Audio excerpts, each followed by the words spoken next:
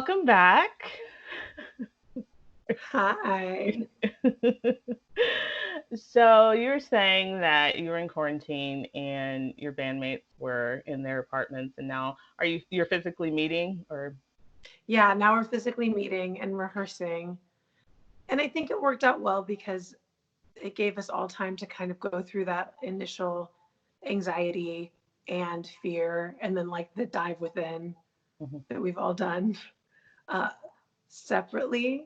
And now we're back together and can be really have gone through like a lot of those emotions. And we were talking a lot, but we're not I feel like a lot of people I know who've been quarantined with family or with their roommates have been kind of like at each other a little bit because you're processing through everything and Yeah. everyone doesn't process the same way. So we're lucky that we got to do it separately and then come together and be like, here's what I've learned about myself in the past month. Let's Yeah. bring it to the art. So how have you been spending your time? Are you doing anything creative, or what kind of things are you working on? Yeah, well, I early on, like the first after the first weekend of quarantine, a friend of mine and I were talking about we were just talking and we're like we're so grateful we have each other to talk about all of this stuff with. And then we started a morning call for women to just get on, and it's about a 15-20 minute call um, where you just everyone gets on and types in the chat bar on Zoom what they're grateful for and a prayer, a wish, or a blessing.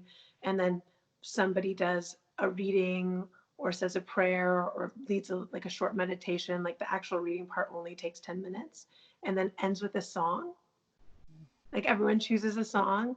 And Becca and I lead, we were leading most of them, but people in the group have started leading too. And it's so great. It's like everybody has different, it's just like very diverse in terms of location, ethnicity, religion, or spirituality. And so it's really beautiful. And that has like changed my life. And if it weren't for quarantine, never, it's turned into something so much bigger than I ever imagined. Yeah. And I didn't realize what an impact it was going to have on me. I mean, you and I are here speaking. Like, the thing that's happened to me during quarantine is all of these incredible people have come back into my life. People like these seeds that have been planted along the way, Yeah. people that I've known but not known, and suddenly are appearing in these very profound ways. And I feel like teaching me lessons or showing me um, things about myself or reminding me of parts of my journey and reminding me that we are all connected and we all really need each other Yeah. and that women need women. And yeah, I know I might cry.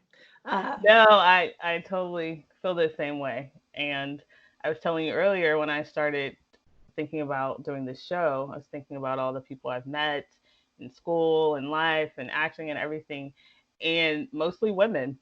And then I started talking to people that I've met, and I didn't even know all the things they were doing. Like I talked to a nurse and a woman who works with autistic kids, a woman who works with refugees. I didn't even know they were doing these things. While I was talking to them, I found it out, and I was like, wow, I just thought my show was something, a little silly something, but then it became so much more important when I was doing it. So, mhm. Yeah.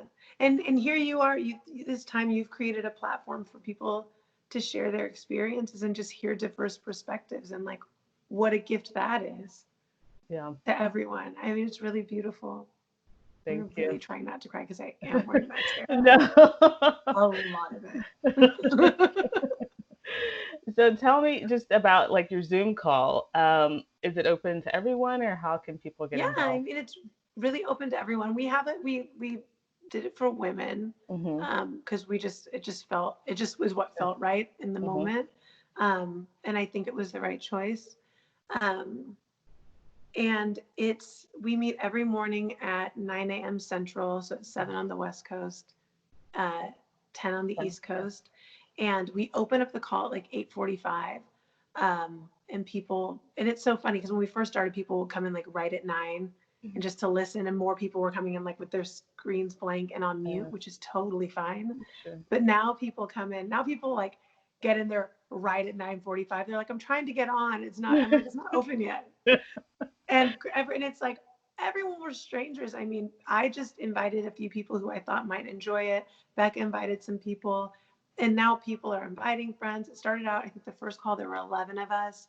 And our largest call, now I think there were 31 of us. Wow. And there's now 200 people on the email list. And every day we get on the call, we kind of like chat a little at the beginning. It gives people time to type in the chat bar their blessings and gratitude. And then like today I led the call, and I did I read a little thing out of a book, and said a little prayer. And then I played a Nat King Cole song. L is for the way you, because I was talking about love. Yeah. And then everyone's just like on mute. We all like jam out to the song, and then it turns off. And some people get out of there right away. Some people stay to type more. Some people want to talk about something that came up. But we're usually out of there by like 9:20 at the latest. Okay. But the actual like reading and prayer part is like 10 minutes. And it's been great. I mean, we've had people of like different faiths share, and different or people who are more like don't identify with the faith, or just spiritual or whatever. And then we send out the blessings and gratitudes that everybody shares every day in an email, in a recap email, and the reading. So even if you can't make it, if you're on the list, you're getting those. And now we've started getting people sending in their gratitudes, just being like, getting the email reminds me that I'm just Wow. to be grateful. Yeah. Or it feels so good to see people praying for me or considering me, because a lot of people will mention specifically like delivery workers and essential employees and our healthcare workers and our cleaning services and all of those things and there's people on the list who are in those fields who are like, whoa.